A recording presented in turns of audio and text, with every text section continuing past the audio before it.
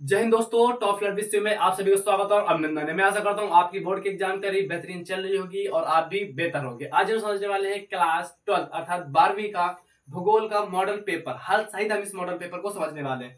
हम पूरे पेपर को हल सहित इस पेपर को समझने वाले हैं। ये देखो 2026 में कैसे आपका बोर्ड एग्जाम का पेपर आने वाला है, हम उसी का मॉडल पेपर समझने वाले हैं और भूगोल का समझने वाले हैं। देखो आपके एमसीक्यू, आपके बहुविकल्पीय प्रश्न जो आएंगे वो 8 आएंगे। कितने आएंगे? 8 बहुविकल्पी प्रश्न आएंगे। कितने आएंगे? 8 आएंगे। और कितने नंबर के आएंगे? 8 ही नंबर का एक प्रश्न। 8 एक प्रश्न 1 नंबर का आएगा, तो 8 प्रश्न आएंगे। इसके बाद आएगा आपका अति लघुत्तरीय प्रश्न। क्या अति लघुत्तरीय प्रश्न भी आपसे 8 क्वेश्चन पूछेगा। कितने? 8 क्वेश्चन। एक क्वेश्चन 2 नंबर का होगा, तो 16 अंक का आपसे पूछेगा अति लघुत्तरीय प्रश्न। इसके बाद पूछता है आपसे लघुत्तरीय प्रश्न। क्या? लघुत्तरीय प्रश्न ये आपसे पूछेगा 6 और एक क्वेश्चन पूछेगा आपसे 4 मार्क्स का। कितने मार्क्स का? 4 मार्क्स का। तो ये 24 नंबर के आपसे पूछेगा लघुत्तरीय प्रश्न। दीर्घोत्तरीय प्रश्न आपसे पूछेगा 2 और इसमें एक अथवे में होगा। किसमें होगा? एक अथवे में एक प्रश्न दिया होगा। ठीक है, एक यहाँ दिया होगा, एक यहाँ दिया होगा। आपको दो में से कोई एक प्रश्न करने होंगे, अर्थात आपके 4 दीर्घ प्रश्न कितने? 4 आएंगे। 4 आएंगे, 4 में से 2 आपको करने होंगे। कितने? 2 करने होंगे। एक क्वेश्चन 6 नंबर का पूछेगा, तो 12 नंबर के आपके ये हो जाते हैं। मानचित्र आते हैं 2। कितने आते हैं? 2। एक आता है भारत का और एक आता है संसार का। तो क्वेश्चन नंबर 25 में आता है भारत का और क्वेश्चन नंबर 26 में आता है संसार का। इसी तरह करके आता है, कभी ये ऊपर हो जाता है, कभी ये नीचे होता है। ये 5-5 नंबर के आते हैं। कुल होता है हमारे 70 नंबर का। कितने? 70 नंबर का हमारा भूगोल का पेपर आता है और 30 नंबर आपको स्कूल से मिलते हैं। ठीक है, प्रयोगात्मक परीक्षा के। तो आपको उसमें चार्ट वगैरह बनाना होगा और फाइल वगैरह बनाना होगा, तो उसको बनाना, जिससे आपको एग्जामिनर सॉरी स्कूल की तरफ से 30 मार्क्स मिलेंगे। आपके पूरे 100 नंबर हो जाएंगे। देखो इसमें क्या होगा कि 26 टोटल प्रश्न आएंगे। कितने? 26 टोटल प्रश्न आएंगे। कुल प्रश्न कितने होंगे? 26 होंगे। और ये मॉडल पेपर हमारा पहला होने वाला। हम इस तरह के 8 से 10 मॉडल पेपर को सॉल्व करने वाले हैं। और यदि आप चैनल पर नए हैं तो चैनल को सब्सक्राइब कर लेना, वीडियो को लाइक कर देना। ये हमारा मॉडल पेपर पहला, हम इसको हल सहित समझने वाले हैं। आइए हम सबसे पहले समझते हैं बहुविकल्पी प्रश्न को, अर्थात एमसीक्यू को समझेंगे, फिर अति लघुत्तरीय को समझेंगे, फिर लघुत्तरीय को, फिर दीर्घोत्तरीय को, फिर मानचित्र को समझेंगे।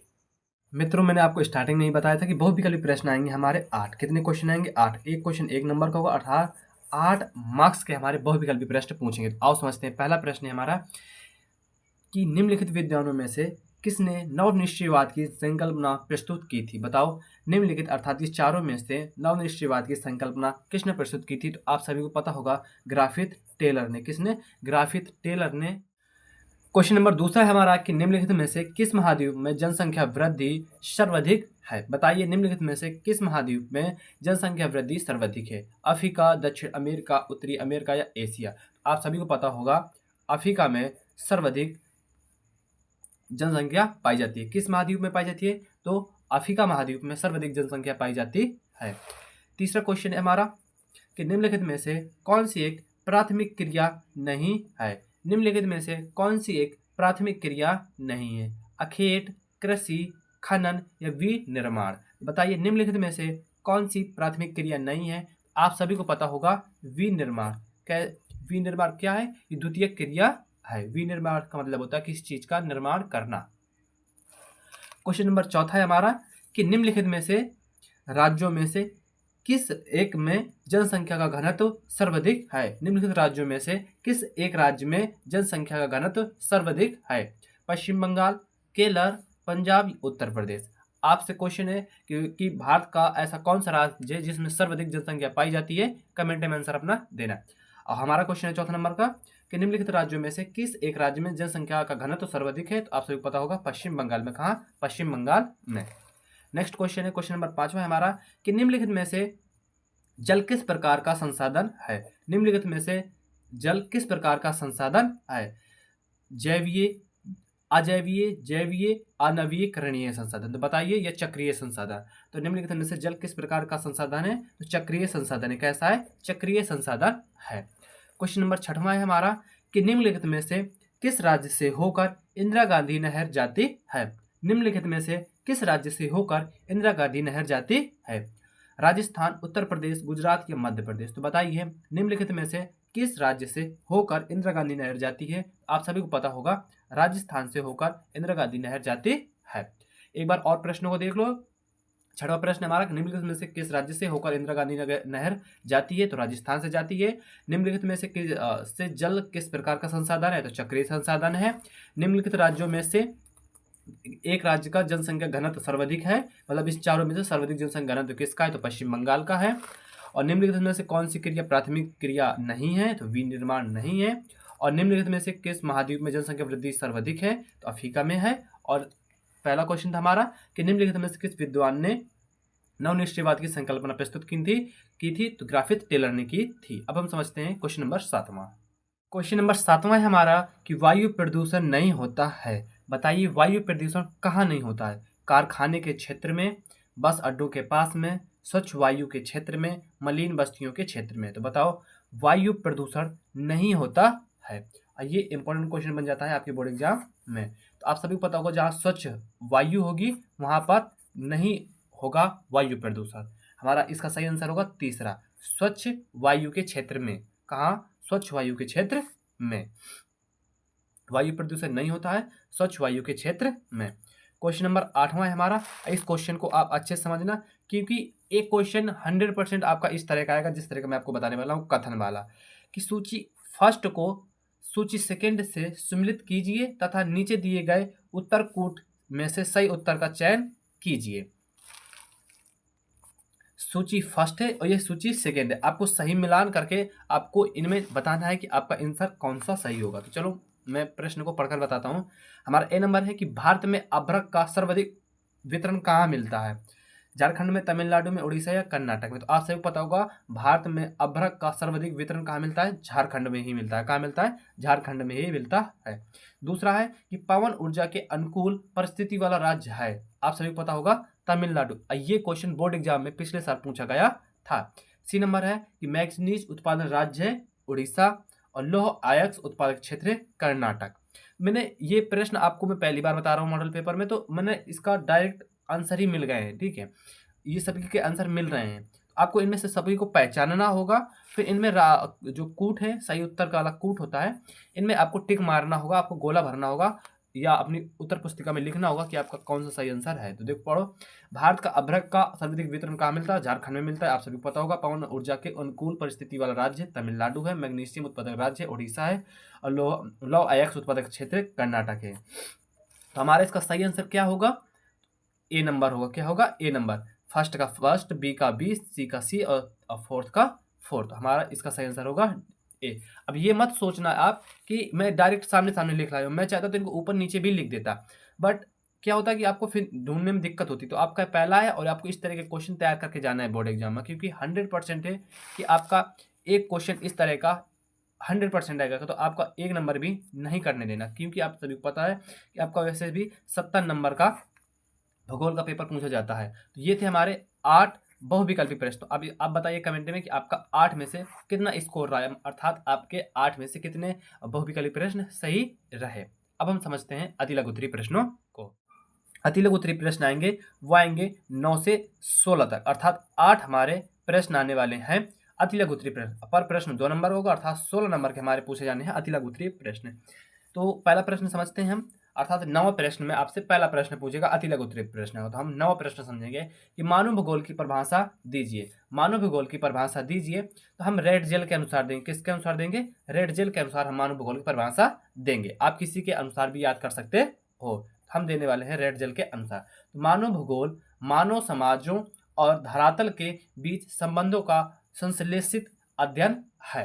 रेड जेल के अनुसार रेड जेल ने क्या दी थी मानव भूगोल की परिभाषा? कि मानव भूगोल मानव समाजों और धरातलों के बीच संबंधों का संश्लेषित अध्ययन है। ये था हमारा 9वां प्रश्न। 10वां प्रश्न समझो। 10वां प्रश्न है कि जनसंख्या घनत्व को परिभाषित कीजिए। जनसंख्या घनत्व को परिभाषित कीजिए। ये सारे क्वेश्चन मोस्ट इंपॉर्टेंट है आपके बोर्ड एग्जाम की दृष्टि से। बताओ जनसंख्या घनत्व को परिभाषित कीजिए। तो प्रति वर्ग किलोमीटर में, क्या? प्रति वर्ग अर्थात 1 किलोमीटर में कितना? 1 किलोमीटर में रहने वाले लोगों की संख्या को ही हम जनसंख्या घनत्व कहते हैं। ठीक है, तो प्रति वर्ग मतलब 1 किलो वर्ग, प्रति वर्ग किलोमीटर क्षेत्र में रहने वाले व्यक्तियों की संख्या को जनसंख्या घनत्व कहते हैं। इसे क्षेत्रफल के अनुपात में प्रकट किया जाता है। तीसरा क्वेश्चन है अर्थात 11 नंबर का क्वेश्चन है हमारा कि मानव विकास के 4 प्रमुख घटकों के नाम लिखिए। ये मोस्ट वीआईएमपी क्वेश्चन है आपके बोर्ड एग्जाम की दृष्टि से कि मानव विकास के 4 प्रमुख घटकों के नाम लिखिए। तो 4 घटक कौन कौन से?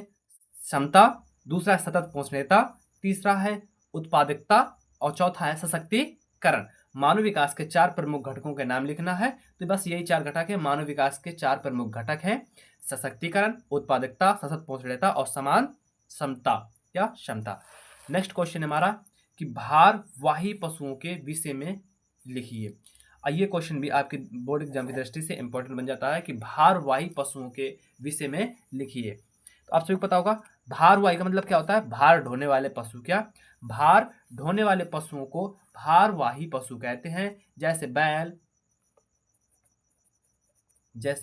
बैल, भैंसा, गधा, घोड़ा, खच्चर, ऊंट, याक, हाथी भारवाही पशु है। भारवाही पशुओं के विषय में लिखना है। तो आप लिख सकते हैं कि भार ढोने वाले पशुओं को भारवाही पशु कहते हैं। जैसे बैल, गधा, घोड़ा, ऊंट इत्यादि आप लिख सकते हैं। क्वेश्चन नंबर 13 है हमारा कि 2 चतुर्थक सेवाओं का नाम लिखिए। क्या? 2 चतुर्थक सेवाओं का नाम लिखना। आपको द्वितीय क्रिया नहीं लिखनी है। आप यहाँ सोचोगे 2 लिखा द्वितीय क्रिया लिख दें। यहाँ पूछा चतुर्थ क्रिया की 2 सेवाओं का नाम लिखना है। ठीक है, ये एग्जामिनर का रूल होता है कि क्वेश्चन को घुमा देना। उसका डायरेक्ट क्वेश्चन यही है कि चतुर्थ क्रिया की 2 सेवाओं का नाम लिखना है, जिनमें से हम पहले समझेंगे कि विशिष्ट एवं जटिल प्रकार की सेवाओं के कार्यकलाप चतुर्थ सेवाएं में आते हैं। जैसे शिक्षा, सूचना, शोध एवं विकास सेवाएं इनका उदाहरण है। चतुर्थ सेवाएं उच्च बौद्धिक व्यवसायों से जुड़ी होती है। कैसे? उच्च बौद्धिक व्यवसायों से जुड़ी होती है। 2 लिखने थे। देखो, विशिष्ट एवं जटिल प्रकार की सुविधाओं के कार्यकलाप चतुर्थ सेवाएं में आते हैं। शिक्षा, सूचना, शोध एवं विकास सेवाएं इनका उदाहरण है। चतुर्थ सेवाएं उच्च बौद्धिक व्यवसाय से जुड़ी होती है। अब हमें समझना है नेक्स्ट क्वेश्चन नंबर 14 है हमारा कि सूक्ष्म कृषि तथा अर्द्र कृषि में अंतर लिखिए। सूक्ष्म कृषि तथा अर्द्र कृषि में अंतर लिखना है। तो देखो समझो, 75 सेंटीमीटर से कम वर्षा वाले भागों में की जाने वाली कृषि सूक्ष्म कृषि कहलाती है तथा इससे अधिक वर्षा होने वाले भागों में अधिक पानी चाहने वाले फसलों की खेती करना अर्द्र कृषि कहलाता है। देखो, सूक्ष्म कृषि तथा अर्द्र कृषि में अंतर लिखना है। तो सिंपल भाषा में लिख सकते हो कि 75 सेंटीमीटर से कम वर्षा वाले भाग में की जाने वाली कृषि सूक्ष्म कृषि कहलाती है तथा इससे अधिक वर्षा वाले भागों में अधिक पानी चाहने वाली फसलों की खेती करना अर्द्र कृषि कहलाता है। क्वेश्चन नंबर 15 है, उसे समझते हैं कि भारत में जल प्रदूषण के 2 कारणों का उल्लेख कीजिए।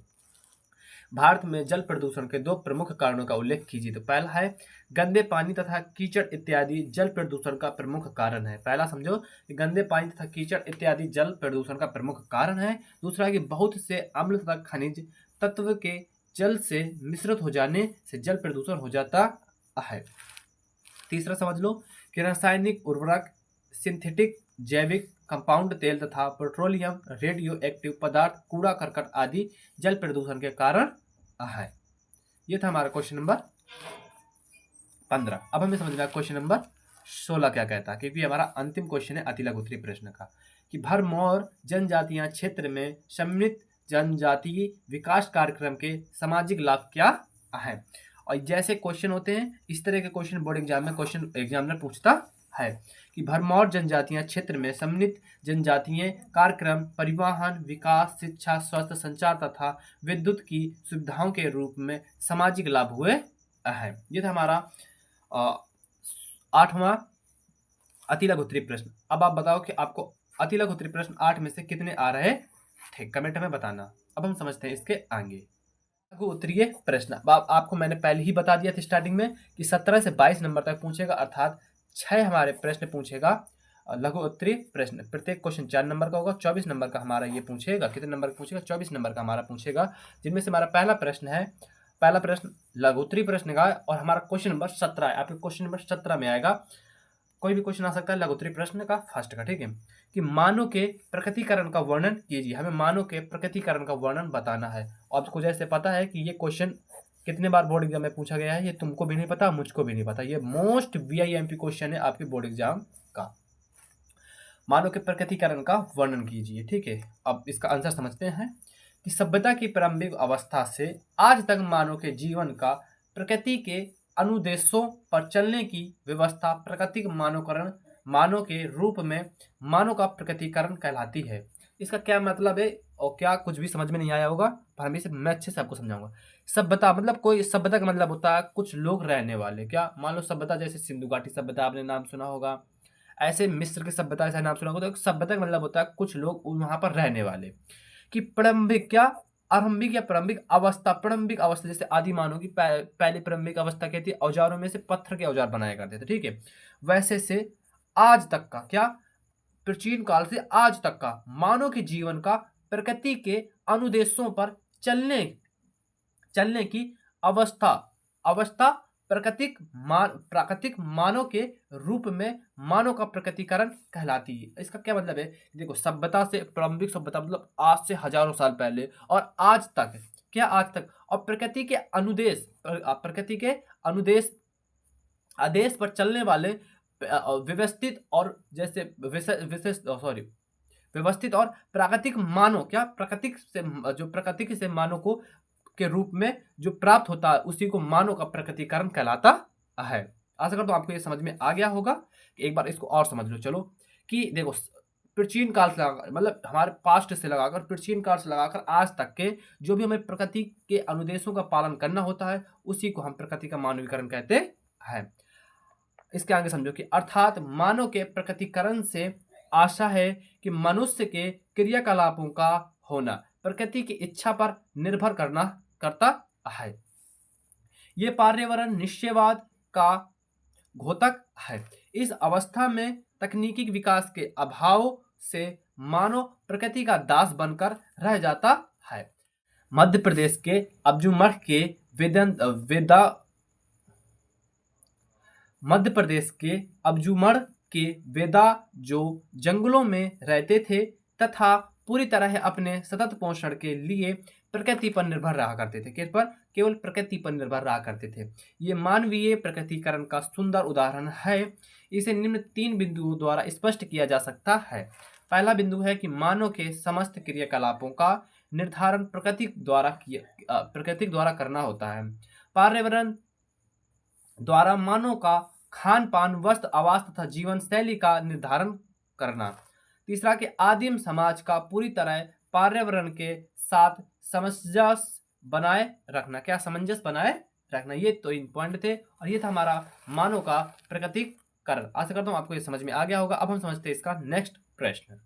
क्वेश्चन नंबर 18 समझो कि जनसंख्या वितरण को प्रभावित करने वाले प्रमुख कारणों का वर्णन कीजिए। ये भी आपके बोर्ड एग्जाम में ये क्वेश्चन आपकी मोस्ट इंपॉर्टेंट भूमिका निभाता है। ठीक है, कि जनसंख्या वितरण को प्रभावित करने वाले कारकों का वर्णन कीजिए। किसी न किसी सेट में 100% ये क्वेश्चन पूछा जाता है। तो इसका आंसर समझते हैं कि विश्व में जनसंख्या के वितरण को प्रभावित करने वाले 3 आर्थिक कारण। कैसे? 3 आर्थिक कारण निम्नवत हैं।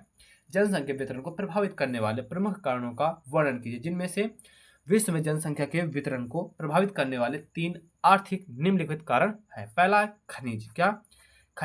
खनिज संपन्न क्षेत्र उद्योगों को आकर्षित करके रोजगार के अवसर प्रदान करने के कारण सघन जनसंख्या का क्षेत्र बन जाते हैं। देखो खनिज का मतलब होता है कोई धातु वगैरह समझ लो। ठीक है, खनिज तो समझते हो ना। देखो खनिज संपन्न क्षेत्र जहाँ पर खनिज पाया जाता है वहाँ पर उद्योगों का आकर्षण होता है। कैसा आकर्षण होता है? वहाँ पर रोजगार उपलब्ध, ज्यादा खनिज मिलेगा। मान लो कोई धातु है, मान लो तांबा है, वो आपको कहीं से मिल रहा है, या फिर तांबा है, लोहा है, कैसा भी खनिज है, वहां पर खनिज है तो वहां पर क्या होगा? अधिक आकर्षण होगा और रोजगार के अवसर प्रदान होंगे। और सघन मतलब पास ज्यादा भीड़ हो जाएगी, ज्यादा जनसंख्या का क्षेत्र वो बन जाता है। ये था हमारा पहला कि खनिज संपन्न क्षेत्र उद्योग को आकर्षित करके रोजगार के अवसर प्रदान करने के कारण सघन जनसंख्या के क्षेत्र बन जाते हैं। दूसरा है नगरीयकरण। क्या? नगरीयकरण, इसे समझते हैं। ये क्या है? नगरीयकरण नगरीय रोजगार के अवसर, शिक्षा, स्वास्थ्य तथा मनोरंजन की सेवाएं प्रदान करने के कारण जनसंख्या को आकर्षित कर विशाल जनसंख्या के क्षेत्र बन जाते हैं। नगरीकरण जो नगर होते हैं, शहर होते हैं, नगरीय रोजगार के अवसर, शिक्षा, स्वास्थ्य और मनोरंजन की सेवाएं प्रदान करने के कारण ये विशाल जनसंख्या के क्षेत्र बन जाते हैं। और हमारा तीसरा है औद्योगिकीकरण। क्या? औद्योगिकीकरण। इसे समझते हैं कि उद्योग धंधे तथा औद्योगिक क्षेत्र रोजगार उपलब्ध करने में सक्षम होने के कारण सघन जनसंख्या क्षेत्र बन जाते हैं। यही था हमारा जनसंख्या वितरण को प्रभावित करने वाले कारक कौन कौन से। आर्थिक कारण तीन थे। कितने थे? तीन थे। खनिज था, नगरीकरण था और औद्योगिकरण था। ठीक है, आशा करता हूँ आपको ये प्रश्न समझ में आ गया होगा। अब हमें समझना है नेक्स्ट प्रश्न। नेक्स्ट प्रश्न है हमारा 19 नंबर का। 19 नंबर क्वेश्चन को समझो। क्वेश्चन क्या कह रहा है? क्वेश्चन कह रहा है कि मानव विकास के उपागमों का उल्लेख कीजिए। ये भी क्वेश्चन आपके बोर्ड एग्जाम की दृष्टि से मोस्ट इंपॉर्टेंट हो जाता है। ये मैं क्यों कहता हूँ? क्योंकि देखो, मैंने स्वयं मॉडल पेपर अपने हाथों से बनाया। मैंने पिछले पेपरों को देखकर, ठीक है, इस वजह से मैंने वही क्वेश्चन को पुट किया है, अर्थात रखा है, जो बोर्ड एग्जाम की दृष्टि से महत्वपूर्ण हो। ठीक है, इस वजह से मैं आपसे कह रहा हूं कि ये सभी क्वेश्चन मोस्ट इंपॉर्टेंट है आपके बोर्ड एग्जाम की दृष्टि से। तो 19 नंबर का क्वेश्चन हमारा कि मानव विकास के उपागमों का उल्लेख कीजिए, जिनमें से पहला उत्तर लिखेंगे हम कि मानव विकास की समस्याओं को देखने और समझने के उपायों को मानव विकास के उपागम कहते हैं। मानव विकास के कुछ महत्वपूर्ण उपागम निम्नलिखित हैं। मानव विकास की समस्याओं को देखने और समझने के उपायों को, किनको? उपायों को मानव विकास का उपागम कहते हैं। क्या? मानव विकास के उपागम कहलाते हैं। मानव विकास के कुछ महत्वपूर्ण उपागम निम्नलिखित हैं। पहला उपागम है आय उपागम। क्या? आय उपागम।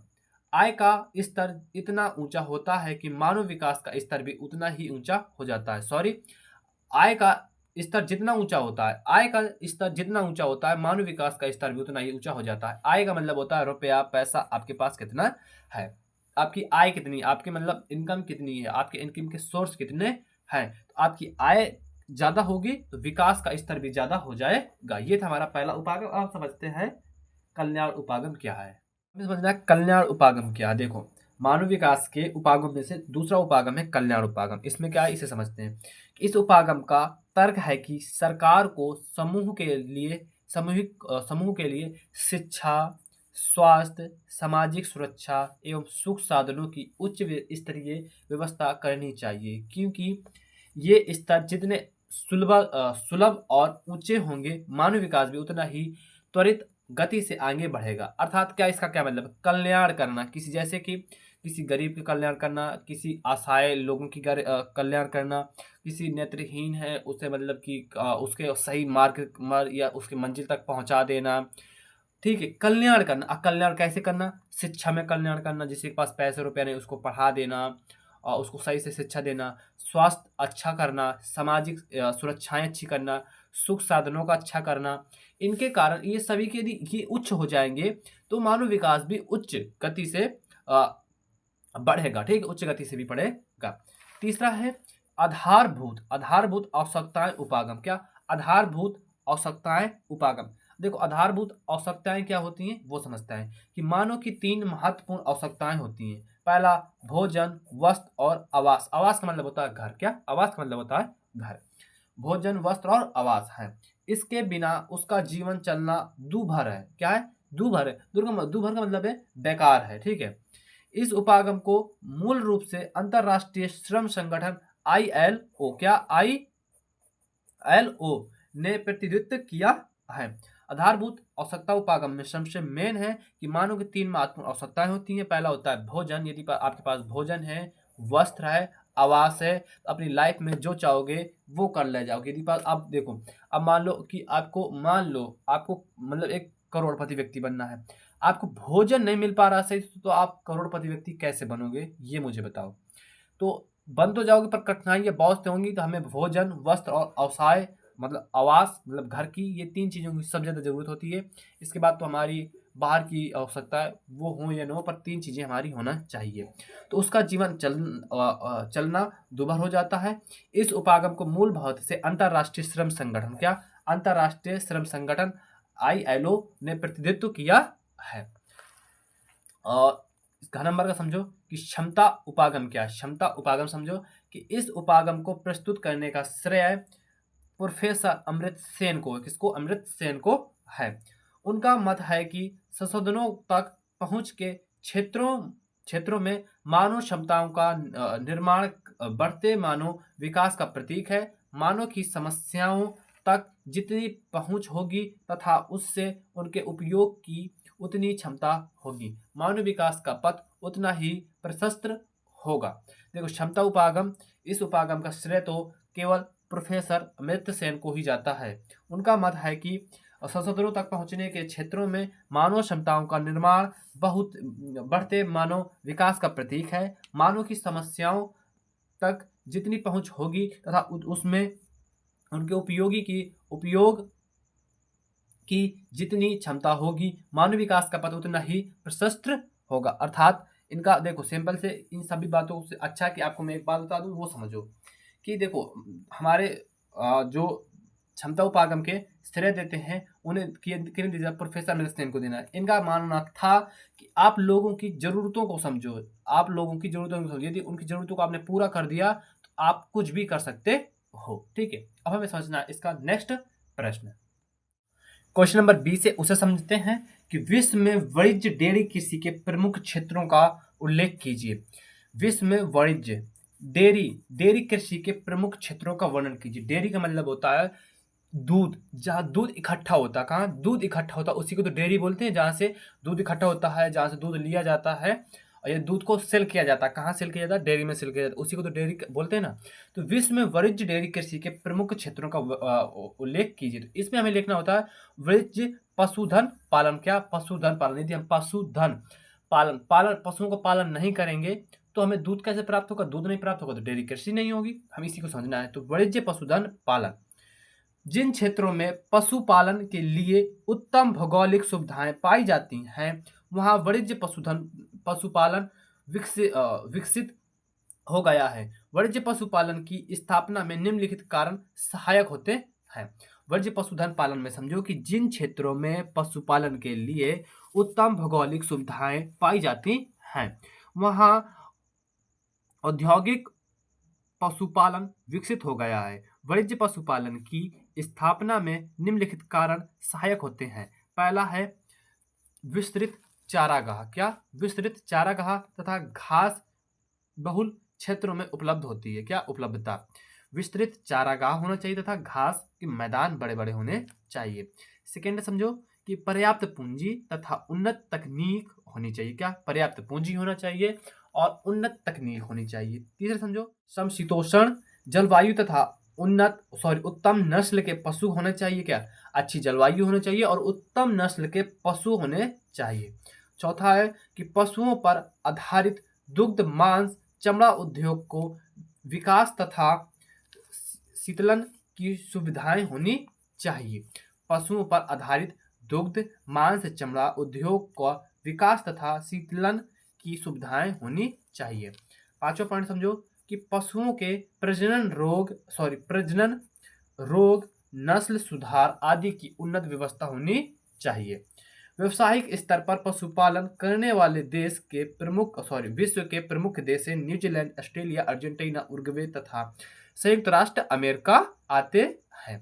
यह था हमारा विश्व में वाणिज्य डेयरी कृषि के प्रमुख क्षेत्रों का उल्लेख। आशा करता हूं आपको यह समझ में आ गया होगा। अब हम समझते हैं इसके आगे। क्वेश्चन नंबर 21 है हमारा कि पर्वतीय क्षेत्र विकास कार्यक्रम का वर्णन कीजिए। पर्वतीय क्षेत्र विकास कार्यक्रम का वर्णन कीजिए। तो उत्तर समझो कि 5वीं पंचवर्षीय योजना में यह कार्यक्रम आरंभ हुआ था। 5वीं पंचवर्षीय योजना में यह कार्यक्रम प्रारंभ किया गया। इस कार्यक्रम में उत्तर प्रदेश, वर्तमान उत्तराखंड, देखो जो उत्तर प्रदेश था उसी से टूटकर उत्तराखंड बना। क्या? उत्तराखंड बना। तो वर्तमान उत्तराखंड के सभी पर्वतीय जिले, असम और उत्तरीय कछार के सभी पहाड़ियां सम्मिलित की गई हैं। दक्षिण भारत में तमिलनाडु के 15 जिले भी इसमें सम्मिलित हैं। बागवानी का विकास करना, रोपण कृषि को बढ़ावा देना, वानिकी कार्यक्रम को लागू करना, पशु पालन तथा मुर्गी पालन पर ध्यान देना तथा लघु उद्योग का विकास करना इसमें शामिल है। यह था हमारा 21 नंबर का क्वेश्चन। अब हम समझते हैं 22 नंबर का क्वेश्चन। क्वेश्चन नंबर 22 क्या कह रहा है इसे समझो कि भारत में अभ्रक के वितरण एवं उत्पादन का विवरण दीजिए। भारत में अभ्रक के वितरण एवं उत्पादन का विवरण दीजिए। उत्तर समझो कि भारत में अभ्रक का उत्पादन प्राचीन काल से होता रहा है।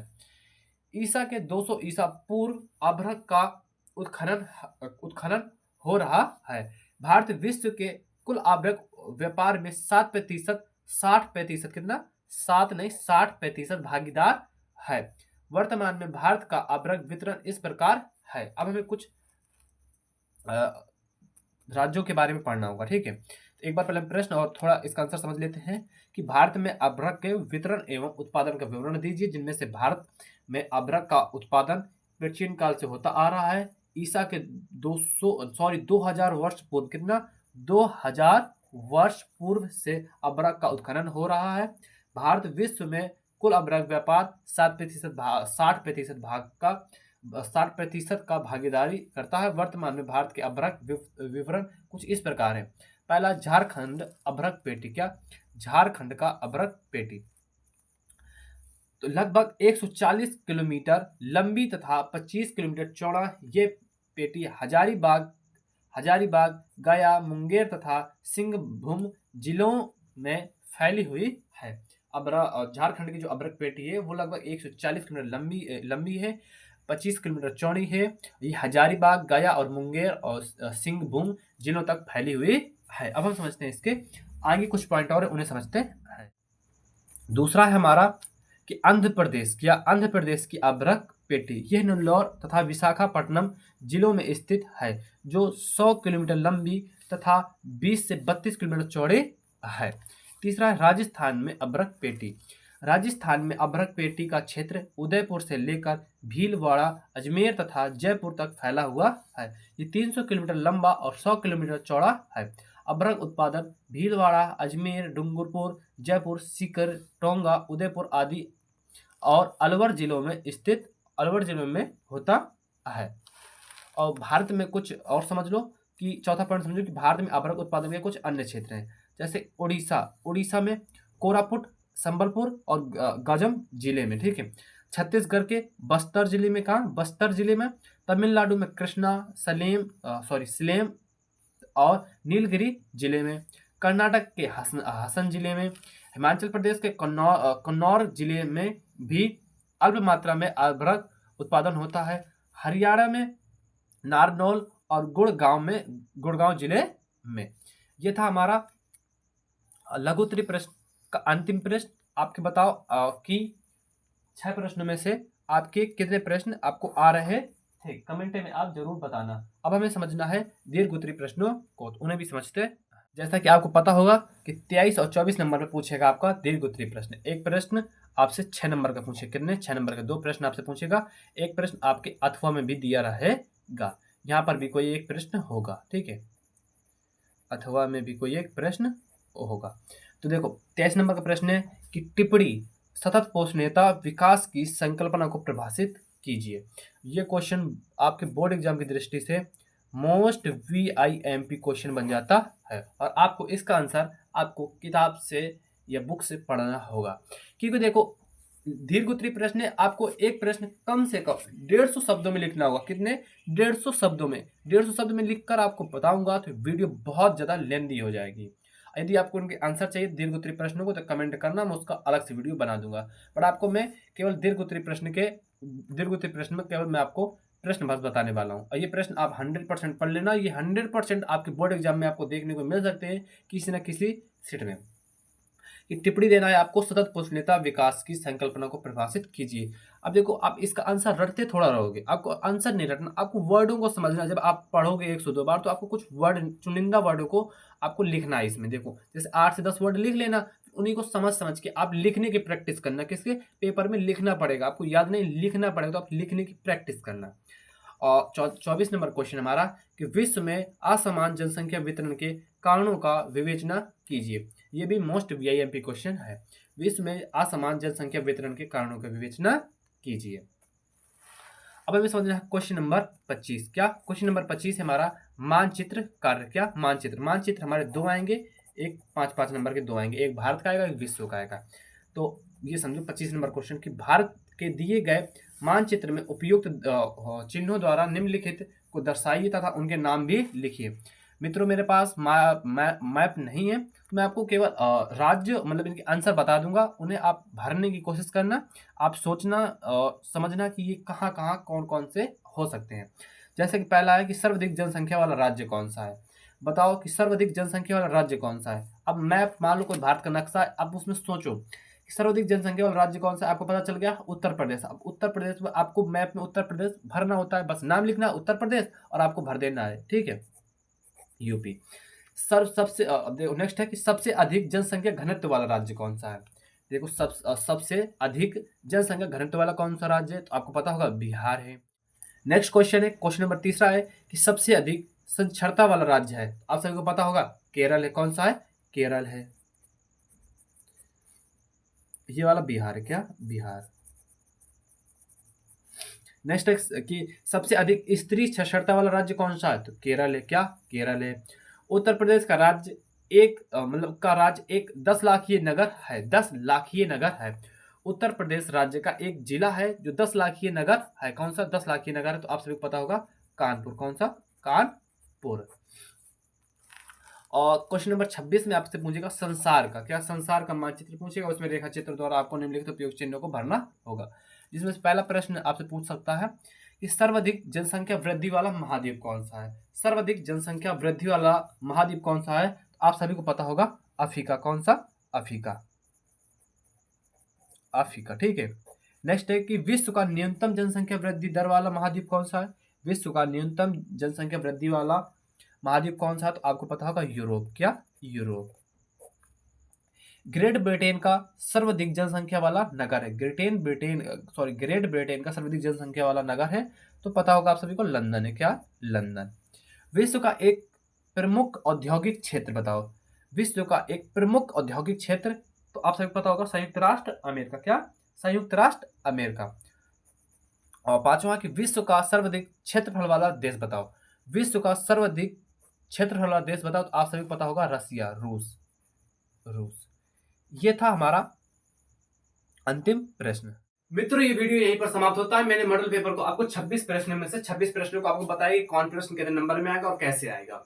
अब देखो मानचित्र मेरे पास नहीं था, नहीं तो मैं आपको मानचित्र में भर के भी बताता और नेक्स्ट मॉडल पेपर में 100% आपको मानचित्र लेकर मैं मानचित्र भरना आपको सिखा दूंगा। और जो दीर्घ उत्तरीय प्रश्न थे उनके आंसर मैंने नहीं बताया, क्योंकि एक प्रश्न का आंसर 150 शब्दों में लिखना होता है। अब यदि मैं 150 शब्द आपको रटाऊंगा तो याद तो होगा नहीं। पहली बात, आप अति लघु उत्तरीय प्रश्न को याद कर सकते हैं, लघु उत्तरीय प्रश्न को याद कर सकते हैं। दीर्घ उत्तरीय प्रश्न को शब्द पकड़े जाते हैं और शब्द को बना बना कर लिखा जाता है, जिससे आपको लाइफ टाइम तक का आपको लिखने की मेमोरी तेज होती है, आपकी सोचने की क्षमता तेज होती है। इस वजह से दीर्घ उत्तरीय प्रश्न आप एग्जामिनर पूछता है 150 200 शब्दों का। आप जैसे निबंध आता है ऐसे ही ये आता है। आप इसमें जब सोचोगे तो आपकी मेमोरी तेज होगी, आपकी बुद्धि खुलेगी, तेज होगी। इस वजह से आप पढ़ना और अच्छे से कंप्लीट करना।